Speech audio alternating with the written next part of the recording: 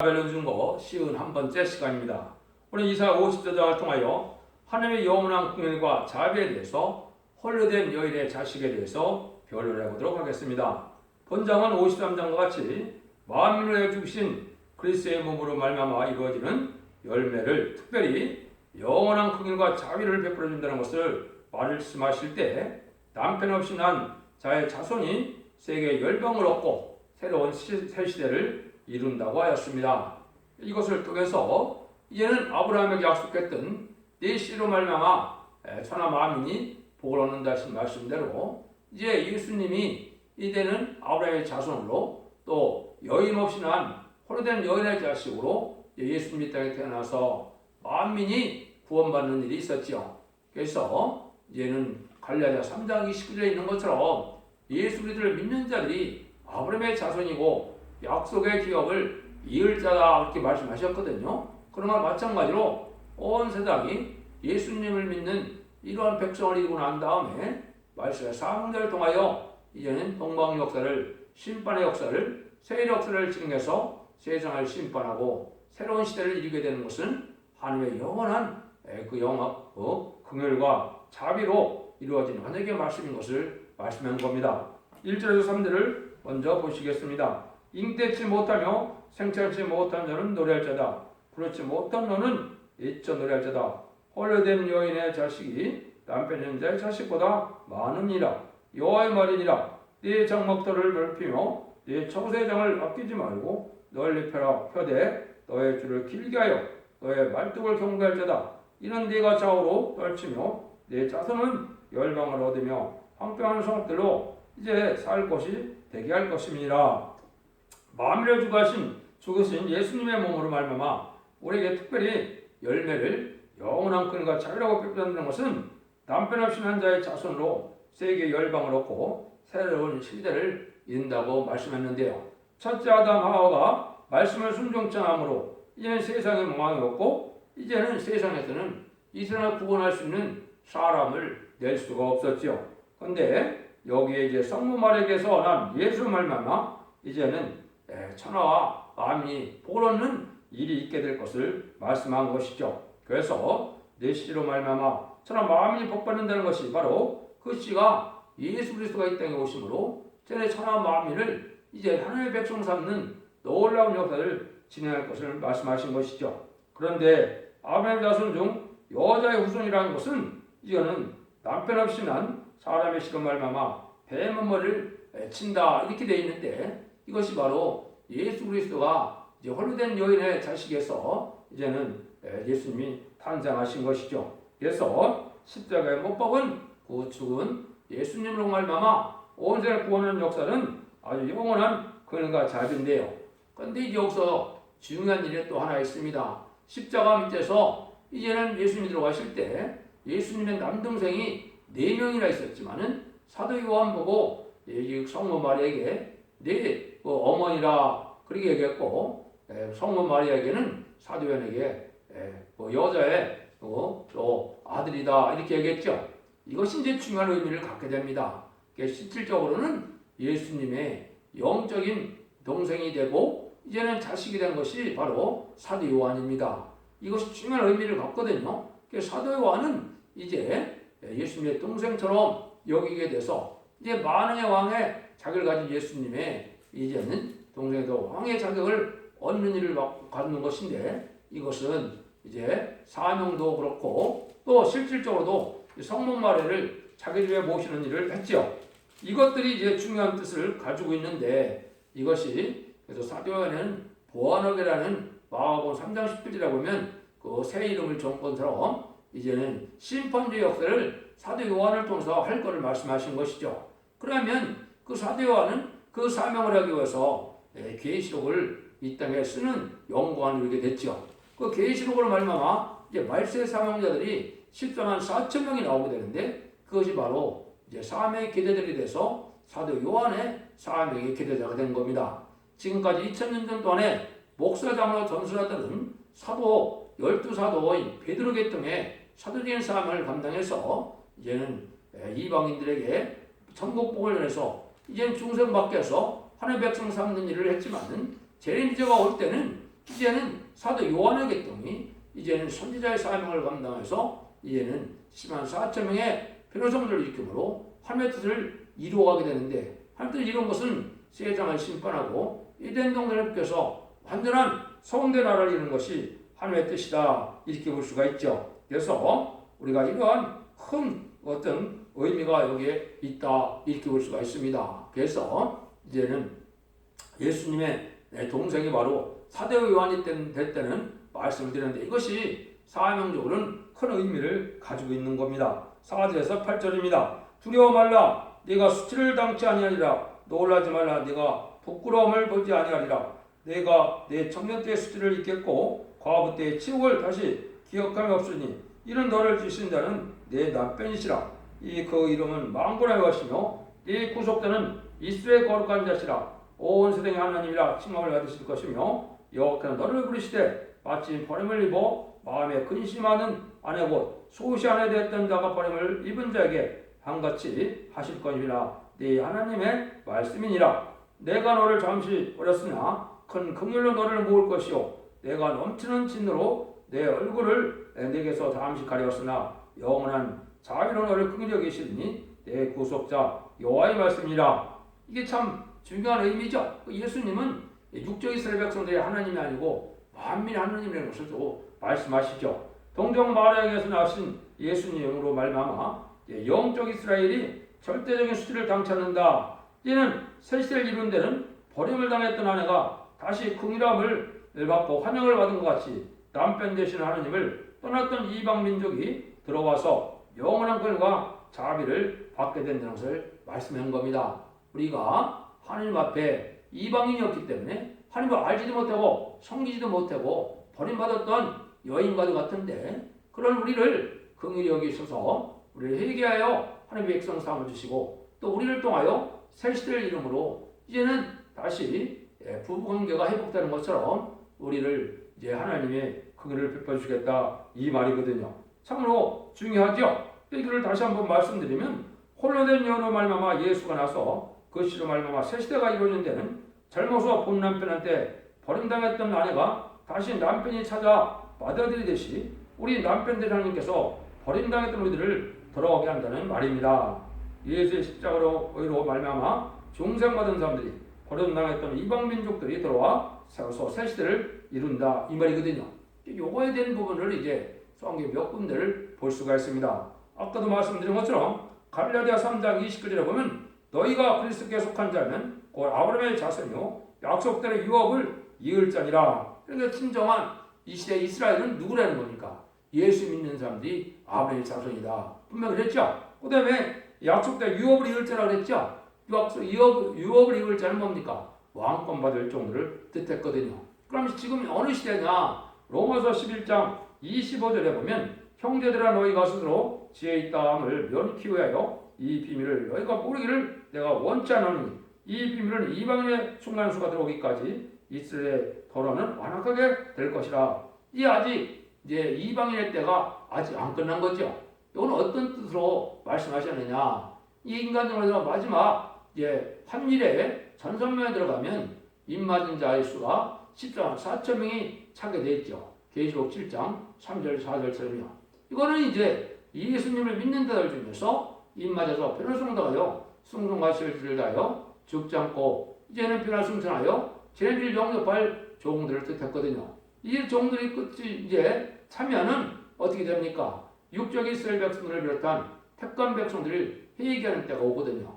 이때까지는 육적 이스라엘 백성들이 예수님을 구세를 영접하지 못하고 있다가 그때 되면 우리가 2000년 전에 못 박았던 그 예수님이 바로 메시아고 구세주였던 걸 깨닫고 회개하게 된다는 것이 스가랴 12장 10절 이하에 하나님의 예정된 섭리거든요.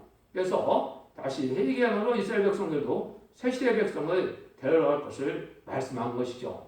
여기 하나님의 어떤 인간 영혼의 모략적인 하나님의 구원의 비밀이다, 이렇게 말할 수가 있죠. 거기에 보면 이제 은총하는 영과 강구하는 영을 심령을 보여줘서 회개하게 하신다고 그랬거든요.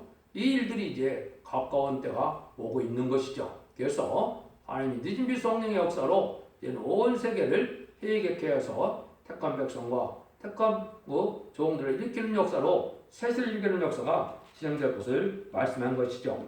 이것이 이제 9절 10절에는 이런 노아의 홍수에 비하리로다. 내가 다시는 노아의 홍수로 땅 위에 법 남지 않게 하리라. 맹성과 같이 내가 다시는 너를 노하지 아니하며 다시는 너를 책망하지 아니하기로 맹세하노니 산들은 떠나며 작은 산들은 옮길지라도 나의 인자는 네게서 떠나지 아니하며 화평케 하는 나의 언약은 옮기지 아니하며 너를 크게 여기는 여호와의 말이니라.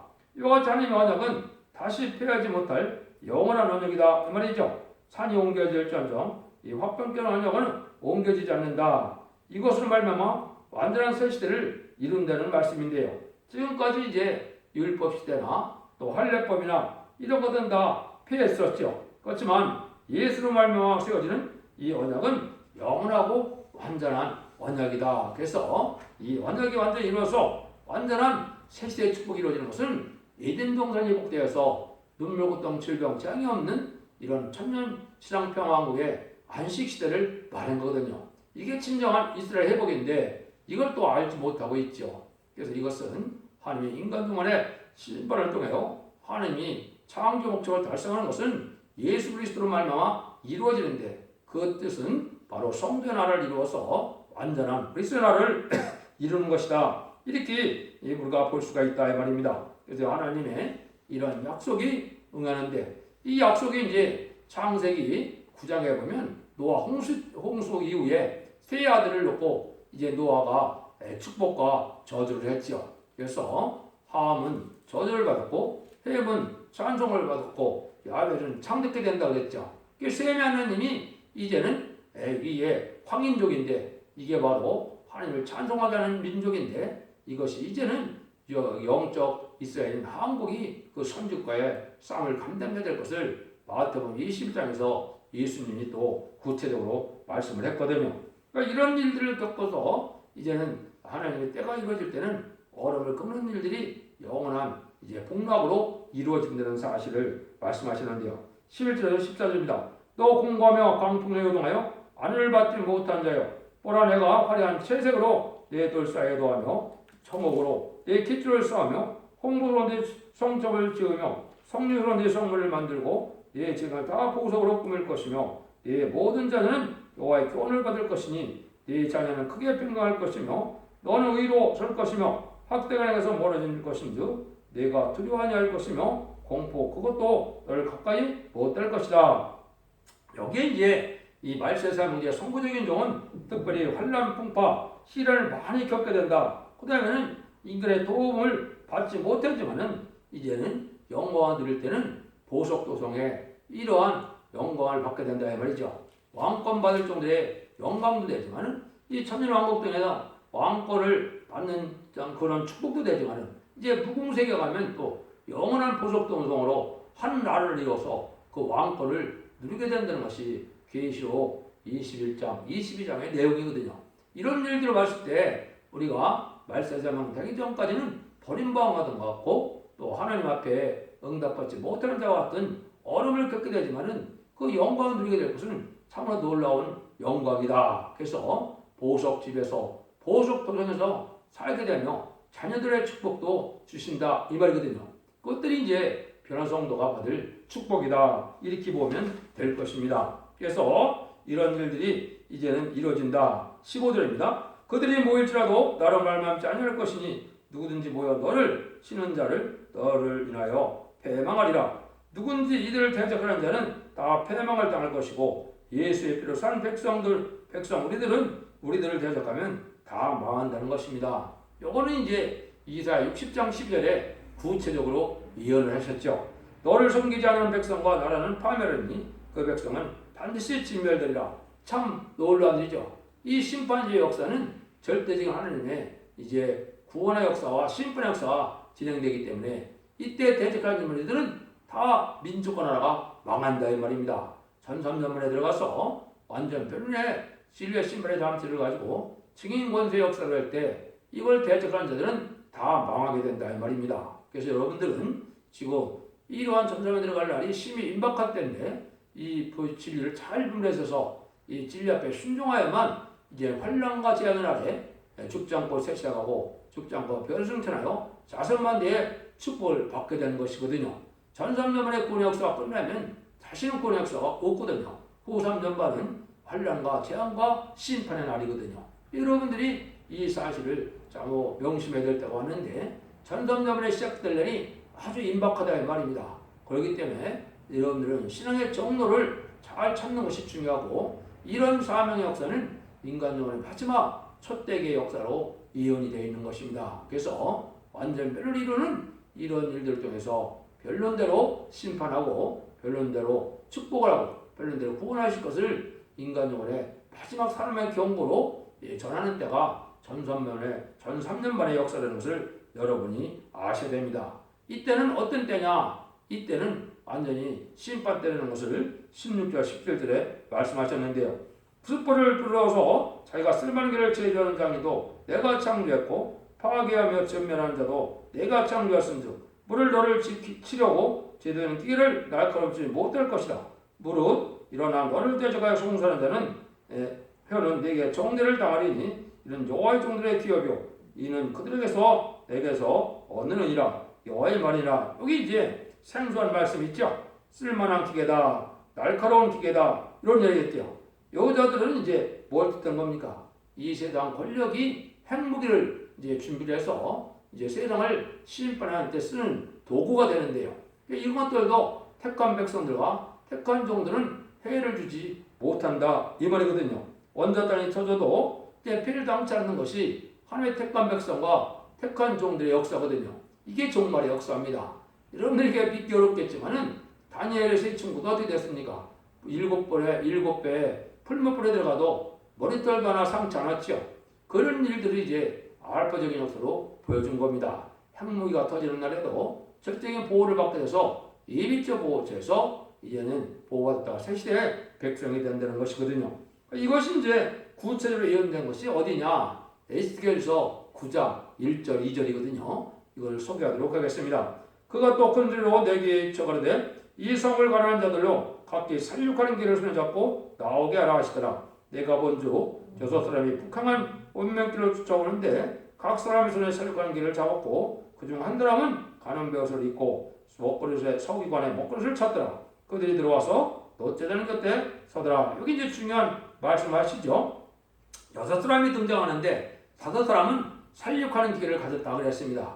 여기 이제 인간 정말에 5대 강국이 나타나서 살육하는 기계인 핵무기를 많이 이제 만들 걸 얘기한 거거든요.